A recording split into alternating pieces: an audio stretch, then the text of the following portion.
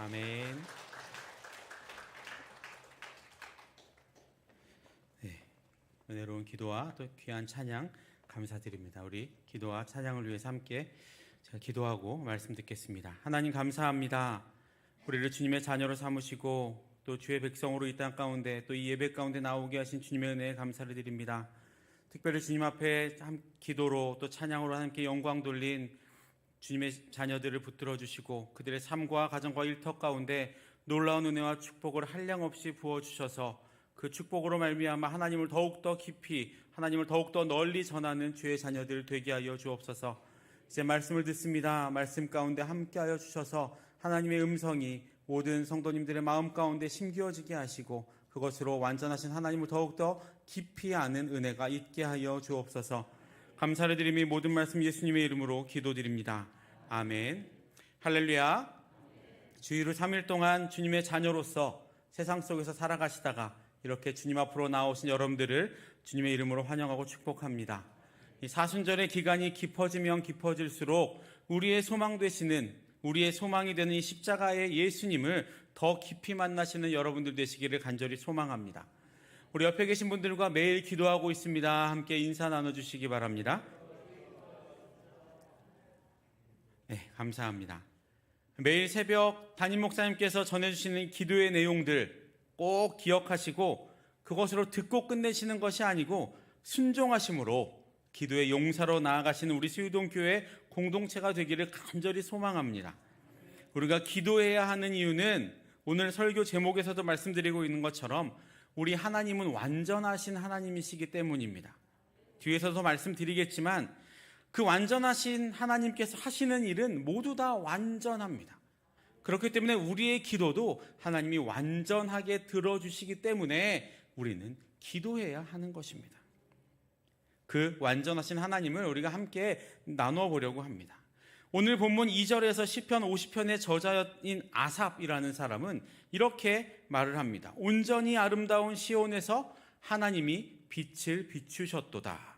이 말을 언뜻 들으면 완전하고 아름다운 시온에 하나님이 빛을 비춰주셨다라고 들릴 수 있지만 조금 더 정확하게 말하면요, 하나님께서 빛을 비춰주셨기 때문에 이 시온이라는 곳이 완전하고 온전하고 아름다워진다라는 의미입니다.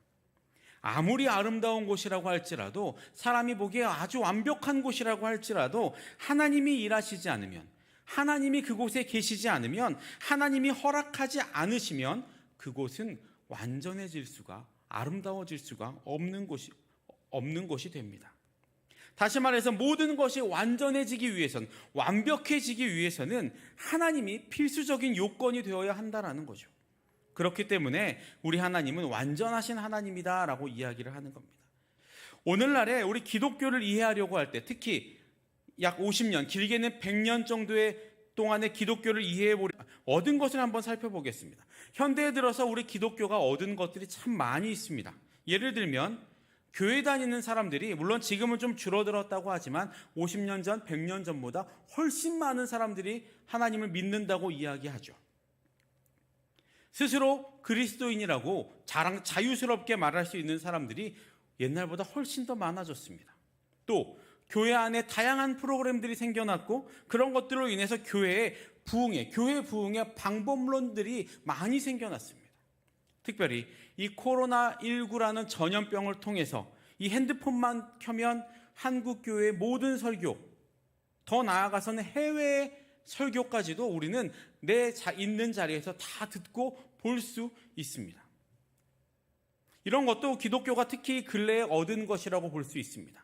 그리고 온 세계 방방곡곡에 예수 그리스도의 복음을 전하는 자들이 생겨났고, 세계 어디를 가도 그곳이, 심지어 이슬람 지역이라고 할지라도 예수님을 믿는 사람들, 그리고 예수님을 전하는 사람들이 어디에나 있습니다. 그것을 듣는 사람들도 예전보다 훨씬 더 많아졌습니다. 그것도 현대 기독교가 얻은 것들이라고 볼 수 있죠.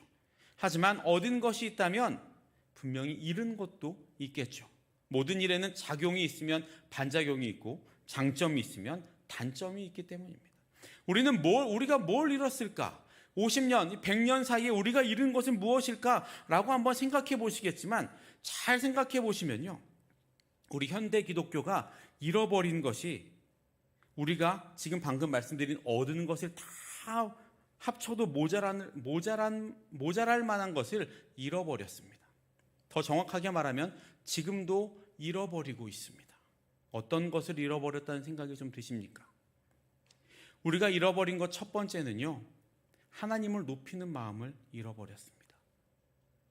물론 우리는 지금도 하나님을 높이고 있다고 말합니다. 우린 지금도 예배드리면서 하나님을 높이고 있다고 말하죠. 그런데 조금만 더 곰곰이 객관적으로 생각해 보십시오. 여러분들이 얼마나 느끼실지 모르겠지만 하나님에 대한, 기독교에 대한 종교적인 부담이라고 할까요? 그런 경외하는 마음이 예전보다 많이 사라진 것은 사실입니다. 그만큼 우리 기독교가 믿지 않는 자들에게 한 걸음 더 다가가고 벽이 허물어졌다라고 말할 수 있겠지만, 좀 더 쉽게 말하면 교회로 들어오는 진입장벽이 조금 더 많이 낮아졌다라고 볼 수 있겠지만, 그러다 보니까 이 복음의 은혜가 보네포 목사님이 주장하셨던 값싼 은혜가 되어버리는 경우가 많이 생겨났습니다. 제가 교육부서 사역을 할 때 아이들에게 자주 썼던 표현이, 여러분들은 예수님 짤입니다 라는 말을 많이 했습니다. 조금 생소한 말이시죠. 예수님 짤이라는 말이 좀 이상하시죠.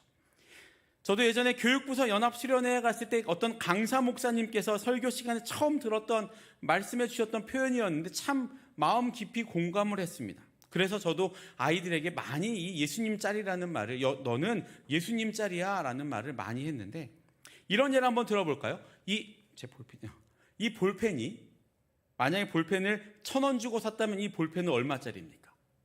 1,000원짜리입니다. 1,000원 주고 샀는데 10,000원짜리일 수는 없죠.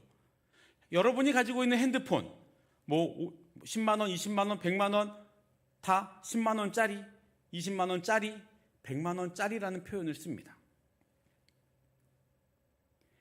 우리는 무엇인가 값을 지불하고 나면 그 물건을 얼마짜리다라고 이야기를 하죠. 그렇다면 우리는 어떻게 자유인이 되었습니까?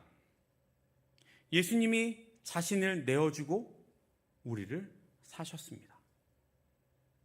조금 더 자세하게 말하면 하나님께서 예수님이라는 값을 세상에 지불하고 죄에서 죽을 수밖에 없는 우리를 사서 우리를 자유인으로 만들어 주셨다는 겁니다. 그러면 우리는 얼마짜리입니까? 예수님짜리. 우리는 예수님이라는 값어치를 주고 자유인이 된 예수님 짤이라는 겁니다. 이것이 놀라운 복음의 은혜입니다. 하나님이 자신의 아들의 피값으로 우리를 사셔서 우리를 살게 만들어주신 것, 우리에게 영원한 생명을 주신 것, 이게 구원의 은혜, 복음의 값비싼 은혜라는 이야기입니다. 예수님이 값싼 분이십니까? 예수님은 값비싼 분이시죠. 그러면 우리가 얻은 은혜도 값비싼 은혜가 되는 것이 맞습니다. 그런데 복음에 대한 진입장벽이 점점 낮아지면서 예수님이라는 값어치가 자꾸 떨어졌습니다. 그리고 그렇게 예수님이라는 값어치가 자꾸 평가절하되면서 따라온 것이 하나님을 편하게 생각하게 되었다라는 겁니다. 하나님의 속성 가운데는 여러 가지 속성이 있지만 질투하시는 하나님, 진노하시는 하나님, 심판하시는 하나님도 분명히 있습니다. 사랑의 하나님, 공의의 하나님, 친구 같은 하나님, 여러 좋은 하나님도 많지만 질투하시는, 진노하시는, 심판하시는, 벌 주시는 하나님이라는 속성도 분명히 하나님에게 존재합니다. 그런데 그런 것들에 대해서는 좀 듣기 싫어하고 친구 같은 하나님, 아버지 같은 하나님, 사랑의 하나님, 공감하시는 하나님, 이런 말을 더 듣기 좋아하는 시대가 되어버렸다는 겁니다. 그렇게 되다 보니 우리는 눈에 보이지 않는 영원한 것에 대한 것을 잃어버리고 그저 여기가 좋사오니 라는 마음으로 이 세상을, 우리의 신앙을 가지고 살아가기 시작했다는 겁니다. 마라나타, 아멘, 주 예수여 속히 오시옵소서라고 선포하고 찬양도 하고 그것에 우리의 많은 공감을 하지만 정작 마음속으로는 정말 오겠어? 아무리 그래도 하나님 내일은 안 오셨으면 좋겠는데요 라는 마음을 갖게 되어버렸다는 겁니다. 어떤 한 목사님은 이렇게 이야기를 하신 적이 있습니다. 우리는 교회를 너무나 철저하게 조직화했기 때문에 만일 하나님이 교회를 떠난다고 해도 알아챌 수가 없다. 하나님의 교회를 위해서 우리는 조직화하고 철저하게 잘 하나님의 일이라고 하면서 열심히 일하지만 정작 그 일에 몰두하다 보면 하나님이 떠나가시는 것을 알아챌 수 없게 되어버린다라는 의미입니다. 너무 극단적 아닙니까? 라고 말씀하실 수도 있지만 가끔은 진짜 그러면 어떡하지? 라는 마음이 들 때도 있습니다. 저도 교회의 사역을 하고 있지만 가끔은 한 행사를 열심히 준비하다 보면 정작 중요한 예배나 하나님을 만나는 시간, 개인적인 그 시간을 소홀히 할 때가 많이 있습니다. 그러면 그 행사가 아무리 성공적으로 진행되었다 한들 그 행사는 행사에 불과하게 되어버립니다. 하나님이 기뻐하시는 일이 되지 못하고 그저 행사로 끝나버린다는 겁니다. 우리는 다시 한번 우리의 값어치를 생각해 보아야 합니다. 그리고 우리 마음에 있는 하나님을 향한 그 경외심, 그것을 다시 한번 회복해야 합니다. 그것을 회복하시는 우리 하나님의 그 놀라운 은혜를, 하나님을 경외하시는 마음을 회복하시는 저와 여러분들 되시기를 주님의 이름으로 축복합니다. 우리가 잃어버린 것 두 번째는 하나님의 위엄입니다. 위험 아니고 하나님의 위엄입니다. 예전에 우리나라 한 대통령이 캐치프레이즈로 이런 말을 한 적이 있습니다. 제가 성대모사는 못하니까 그냥 말만 하겠습니다. 나 이 사람 보통 사람 믿어주세요. 누군지 아시죠? 기억이 나시죠? 아무리 대통령이라도 사실은 특별한 사람이 아니고 보통 사람이라는 이야기입니다. 그때부터였을까요? 아니면 시간이 요즘 세대가 그런 것일까요? 현재 우리의 시대는 특별함보다는 다 비슷비슷하기를 원합니다. 그래서 누군가가 특별해지는 것을 별로 좋아하지 않습니다. 평등, 인권, 공평 이런 것들이 우리 살아가는 세상에 아주 중요한 키워드가 되어버렸습니다. 그런데 그러다 보니까 하나님을 생각할 때도 그렇게 생각한다는 겁니다. 앞에서 말씀드린 것과 이어지는 것이지만 하나님을 전지전능하고 천지를 창조하시고 주관하시는 하나님으로 보기보다는 그저 우리가 찬양하는 하나의 신으로 보는 일이 많아졌다는 겁니다. 그런데 그런 일들이 지금도 점점 더 심해지고 점점 많이 일어나고 있다는 것이 안타깝습니다. 산 정상으로 올라가는 길이 여러 길이 있듯이 구원으로 가는 길도 여러 길이 있다라고 말을 하기도 합니다. 우리 기독교는 돌을 쫓는 하나의 구도의 종교가 되어가고 있다는 겁니다. 그것이 사람들에게 허물없이 다가갈 수 있는 방법이라고 말하면서 그 구도의 방법들을 이야기하는 교회들이 많이 있습니다. 그러다 보니까 자꾸 길이 많으면, 여러분 길이 많은데 어려운 길로 가시겠습니까? 쉬운 길로 가시겠습니까? 자꾸 쉬운 길로 가려고 합니다. 하나님이 편해지니까 하나님 앞에 경배하는 것이, 하나님을 경이롭게 보는 개념들이 자꾸 약해지고 하나님께 나오는 것이 아주 쉬워졌다라는 거죠. 그 상태에서 더 나아가면 결국 하나님과 개인적인 교제를 하는 것들이 사라질 수밖에 없게 됩니다. 개인적인 교제를 하는 거 힘든 일이니까요. 하나님이 구원의 단 하나의 길이라는 그 생각이 사라져버리면 하나님으로 가는 길이 많다라고 이야기를 할 수밖에 없습니다. 그런데 정말 그렇습니까? 편한 방법이 너도 좋고 나도 좋은 방법입니까? 존 버년이라는 분이 쓴 철로역정이라는 책을 한번 읽어보셨을 겁니다. 그 책은 순례자가 천국을 찾아가는 여정이 잘 표현이 되어 있습니다. 그런데 그 여정이요, 아주 힘듭니다. 심지어 가족도 친구도 친척도 그 길에 방해가 된다면 떠나가야 했습니다. 하나님 앞으로 가는 길이 그런 길이었다는 거죠. 마음이 찢어지고 모든 것을 잃어버리면서도 그 순례자는 그 길을 나아갑니다. 그런데 그것이 예수님 자리인 우리가 가야 할 길 아닙니까? 좁은 길 말입니다. 좁은 길로 가야 한다고 우린 그렇게 많이 이야기하면서 정작 우리는 좁은 길보다는 조금 더 편한 길을 찾고 있지는 않습니까? 그런데 여러분 이 세상을 한번 보십시오. 이제 기독교 학교에서도 채플, 예배를 드리는 것이 차별이라고 이야기하는 세상이 왔습니다. 아이들에게 예수 믿으라고 말하는 거 폭력인 시대가 왔습니다. 가정에서도 부모가 교회 나가라고 하는 말이 폭력이 되는 시대가 됐다니까요. 왜 이렇게 됐습니까? 세상이 악해져서요? 물론 그럴 수도 있지만 더 중요한 것은 하나님을 믿는 우리들이 하나님을 두려워하지 않게 되었기 때문입니다. 하나님을 경외하고 하나님의 그 위엄 앞에 무릎 꿇고 엎드리는 일이 사라지게 되었기 때문에 세상도 그렇게 하나님을 두렵지 않게 여기게 되어버린 겁니다. 여러분, 우리가 하나님 앞에 무릎 꿇고 기도하며 하나님을 두려워하던 시대를 한번 생각해 보십시오. 세상도 하나님을 두려워했습니다. 길게 보지도 않고 짧게 우리가 그렇게 어려워했던 일제시대나 그런 시대도 한번 보십시오.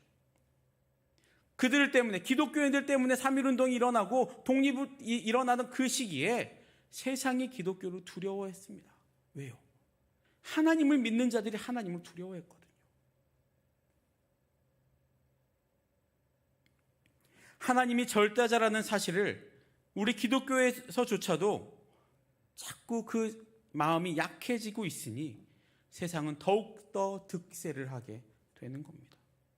더 많은 설교, 예전보다 훨씬 더 많은 설교, 훨씬 더 많은 기독교 서적, 훨씬 더 많고 깊은 기독교 사상에 노출이 되어 가며 살아가고 있지만 그것에 노출되는 것이 너무 쉬워지다 보니까 소위 말하는 기독교에 대한 내공이 떨어지게 된 겁니다. 버티는 힘이 사라졌습니다. 물론 예전처럼 예배 한번 드리려면 1시간씩 걸어오고 그래야 한다는 말은 아닙니다. 하지만 우리 마음에는 그런 간절함이 언제나 있어야 한다는 겁니다. 이제 코로나는 거의 다 끝났습니다. 지난 20일자로 대중교통이나 대형시설 안에 있는 개방형 약국에서도 마스크 착용 의무가 해제되었습니다. 이제는 막 벗고 다녀도 되는 시대가 되었습니다. 제가 엊그저께 버스를 탔는데 버스에서 다 이미 벗고 계시더라고요. 이 말은 이제 다시 주님 앞으로 힘을 다해 돌아올 시간이 되었다라는 말입니다. 반대로 말하면 힘을 다해서 돌아오려고 하지 않으면 세상으로 더 많은 사람들이 휩쓸려갈 시간이기도 하다라는 겁니다. 그런데 객관적인 관점으로 보면 지금 이대로 나아가다간 우리는 밀려 교회로 이렇게 들어오는 사람들보다 교회에서 쓸려나가는 사람을 더 많이 보게 될 겁니다. 더 적나라하게 한번 말씀드려 볼까요? 우리가 빨리 제자리를 찾지 않으면 밀려 들어오는 사람을 맞을 정신도 없어지게 됩니다. 그냥 나 하나 건사하기도 힘든 신앙이 되어버린다니까요. 왜냐하면 우리도 쓸려나가지 않기 위해서 발버둥을 쳐야 하는 상황이 되기 때문입니다. 조금 불편하실런지는 모르겠습니다. 나는 아닌데? 라고 말씀하실 수도 있습니다. 나는 아니라고 말씀하시면 참 감사한 일이죠. 하지만 지금 한국 기독교의 전체의 상황이 이렇지 않다고는 말할 수 없습니다. 많은 통계들이나 많은 지표들이 지금 이미 그렇게 이야기하고 있습니다. 코로나가 끝나면 교회로 돌아올 사람보단 그저 지금처럼 온라인 예배 드리고 그냥 내 여가 생활 하겠다고 하는 사람들이 줄어들지 않고 있습니다.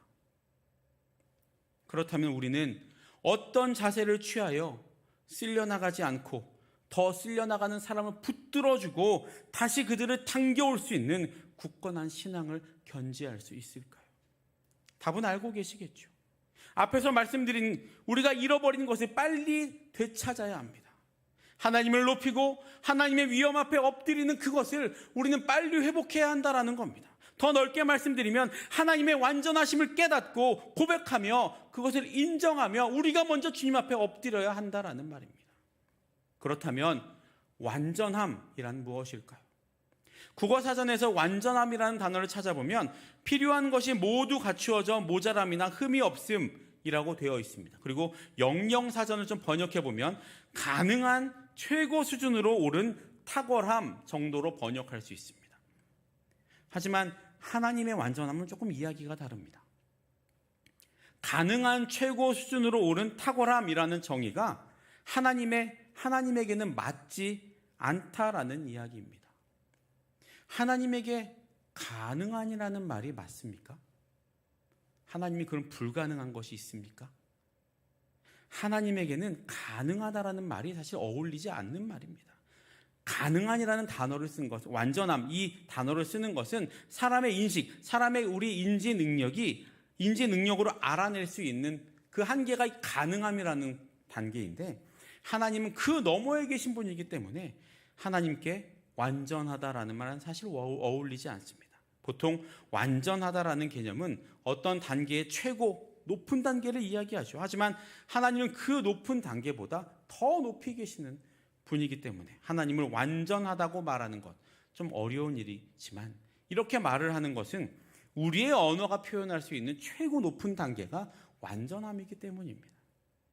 다시 말해서 하나님이 완전하다고 하는 것은 우리가 세상에서 말하는 이 완전함과는 다른 차원, 어쩌면 무한한 능력의 하나님, 무한한 지혜의 하나님, 무한한 지식의 하나님, 무한한 거룩의 하나님이라는 말이 조금 더 잘 어울리는 표현일 것 같습니다. 이것이 하나님이 완전하시다라는 말의 진짜 정의입니다. 가능하다는 높은 것이 아니고 한계가 없는 분이 우리 하나님이시라는 말입니다. 제가 처음에 설교를 시작하면서 온전히 아름다운 시온에서 하나님이 빛을 발하셨도다라는 구절은 시온은 이 땅에서 아름답다라는 말이 아니라 이 시온에 하나님의 영광의 빛이 발하여졌기 때문에 그곳이 온전해졌고 완전해졌다라는 의미라고 말씀을 드렸습니다. 그것에 대해 조금 더 설명을 드리면, 하나님의 빛이 나온 그 시온이 아름답다라는 말은 이 시온이라는 공간, 시온에 있는 어떤 건물만 아름답다라는 것이 아닙니다. 시온에 있는 모든 사상들, 시온에 있는 모든 사람들, 시온에서 흘러나오는 모든 찬송들, 시온에서 드려지는 모든 예배가 아름답다라는 의미입니다. 하나님을 높이는 찬양, 하나님을 연구하는 책, 하나님을 증거하는 우리가 보는 이 성경, 하나님을 연구하는 학문, 그 모든 것들은 아름다운 것입니다. 왜? 그 안에 이미 하나님이 계시고 하나님이 그곳으로부터 빛을 발하고 계시기 때문입니다. 그래서 신앙이 성장하고 우리 안에 하나님을 향한 갈망이 커지면 커질수록 세상의 학문과 세상의 말과 세상의 소식에 그렇게 막 휩쓸려 다니지 않게 됩니다. 왜냐하면 우리 안에 무한하신 완전하신 하나님을 갈망하기 시작하면 세상의 것들이 아무것도 아닌 게 되어버리기 때문입니다. 세상과 담을 쌓으시라는 말은 아닙니다. 세상의 상황에 관심을 끊으시라는 말도 아닙니다. 밖에서 지진이 나고 전쟁이 나도 재난이 닥쳐도 신경 쓰시지 말라는 말이 아닙니다. 하지만 우리가 먼저 그저 내 안의 주인이 완전하신 하나님이 된다면 자연스럽게 그 상황 너머에 계신 하나님을 바라볼 수 있게 되고, 하나님의 마음으로 우리가 막 열심히 하려고 하지 않아도 하나님의 마음으로 세상을 향해 기도할 수 있게 된다라는 말입니다. 우선순위의 문제인 것이죠. 하나님을 우선하게 되면 그렇지 않을 때보다 더 세상에 많은 관심을 갖게 될 수밖에 없습니다. 그럴 수밖에 없어집니다. 왜냐하면 하나님의 마음을 더 깊이 알 수 있게 되니까요. 하나님의 세상 열방을 향한 마음을 우리가 더 깊이 알 수 있게 되니까 시키지 않아도 세상 열방을 향한 기도를 할 수밖에 없습니다. 하나님, 지금도 하나님을 알지 못하는 저들에게 하나님의 이름을 선포할 수 있는 자들을 보내주십시오. 저곳에 하나님의 이름을 전하는 자가 가게 해주십시오. 저 땅에 하나님의 이름을 말하는 자들을 통해 그들이 하나님을 알게 해주십시오. 시키지 않아도 할 수밖에 없게 됩니다. 그 하나님의 완전하심을 내 안에 가득 채우시는 저와 여러분들 되시기를 주님의 이름으로 축복합니다. 그 완전하신 하나님은 오늘도 일하십니다. 그분이 하시는 모든 일은 완전하고 한치의 오차도 없습니다. 그 완전하신 하나님이 우리의 기도를 들으신다면 우리의 기도의 응답은 완전한 응답이 되는 것입니다. 오늘 본문 시편 50편의 기자인 아삽도 그렇게 찬양합니다. 우리 하나님이 오사 잠잠하지 아니하시니 그 앞에는 삼키는 불이 있고 그 사방에는 광풍이 불리로다. 하나님이 자기의 백성을 판결하시려고 위 하늘과 아래 땅에 선포하여 이르시되 나의 성도들을 내 앞에 모으라. 그들은 제사로 나와 언약한 이들이니라 하시도다. 하나님은 오늘도 온 천지 만물을 통해 일하시고 그 일하심은 우리가 파악할 수도 없고 예측할 수도 없습니다. 하지만 공의의 하나님은 이 만물의 심판장으로 오늘도 당신의 백성들을 주관하시며 심판하며 나아가십니다. 우리가 할 일은 그저 이 경이롭고 완전하신 하나님 앞에 엎드려 그분을 높이는 일입니다. 하지만 그것이야말로 세상에서 가장 아름다운 일이고 세상을 이기는 단 하나의 방법인 줄 믿으시기를 축복합니다. 사랑하는 모든 성도 여러분, 세상은 오늘도 우리에게 많은 것을 줄 수 있다고 말합니다. 그리고 오늘도 세상은 많은 것들을, 많은 정보들을 쏟아내며 이게 새로운 거라고, 이게 우리에게 좋은 것을 줄 거라고 계속 우리를 설득하고 말합니다. 하지만 우리에게 가장 좋은 것을 주시는 분은 완전하신 하나님이심을 믿으시기를 바랍니다. 그리고 하나님으로부터 나오는 그 빛이 가장 아름다운 빛임을 믿으시길 바랍니다. 우리가 아무리 바쁘게 신앙생활에 몰두한다 할지라도 거기에 하나님이 계시지 않으면, 그곳에서 하나님의 빛이 발하여지지 않으면 우리의 열심은 헛된 열심이 되어버립니다. 그것만큼 시간 낭비가 없습니다. 우리가 드리는 예배가 하나님을 향한 경외와 경배가 없다면 우리는 하나님의 임재를 느낄 수가 없고, 그런 예배의 시간은 그저 수박 겉핥기에 불과한 예배 시간이 되어버립니다. 우리가 믿는 이 기독교는 누구에게나 허용된 종교이지만 그렇다고 가치가 떨어지는 종교는 절대로 아닙니다. 우리는 우리 스스로 이 기독교의 질을 다시 한번 높여야 합니다. 이 말은 교회에 들어오는 진입장벽을 높이라는 말씀이 절대로 아닙니다. 우리 기독교만큼 누구에게나 열려있는 종교는 또 세상에 없습니다. 예수님이 그러셨으니까요. 예수님이 그러셨던 것처럼 세상의 모든 사람들을 받아줄 수 있는 그런 포용력이 있는 종교이지만 세상의 현실과는 타협하지 않고 어떤 상황에서도 하나님이 어떤 분인지를, 그 사랑의 깊이와 높이와 넓이를 온전히 깨닫기에 최선을 다하는 그런 종교가 우리가 믿는 기독교가 되어야 하는 것입니다. 그러기 위해서 우리는 우리의 하나님이 완전하신 하나님, 무한하신 하나님임을 인정하고 그 하나님이 나의 주인이 되어주시기를 오늘도 기도해야 하는 것입니다.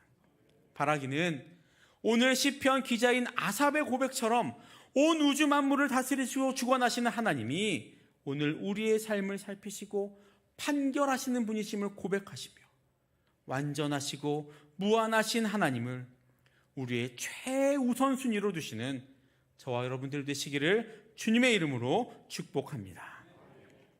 이 시간 우리 함께 기도했으면 좋겠습니다. 기도하실 때 하나님, 완전하시고 무한하신 하나님이 우리의 모든 삶을 주관하시도록, 또 우리 수유동교회가 그 완전하신 하나님이 주인 되셔서 완전한 하나님의 빛을 내뿜어 이 지역에서 복음의 통로로, 또 복음의 통로로 쓰임받는 교회가 되게 될 수 있도록, 또 원로 목사님과 담임 목사님의 영육간의 강건함과 성령의 충만함을 위해, 또 이단 사이비가 절대로 틈타지 못하고 이단 사이비로 인해 우리의 전도의 문이 막히지 않도록 우리 수유동교회를 지켜주시고 또 그 모든 것들을 이겨낼 수 있는 우리 교회가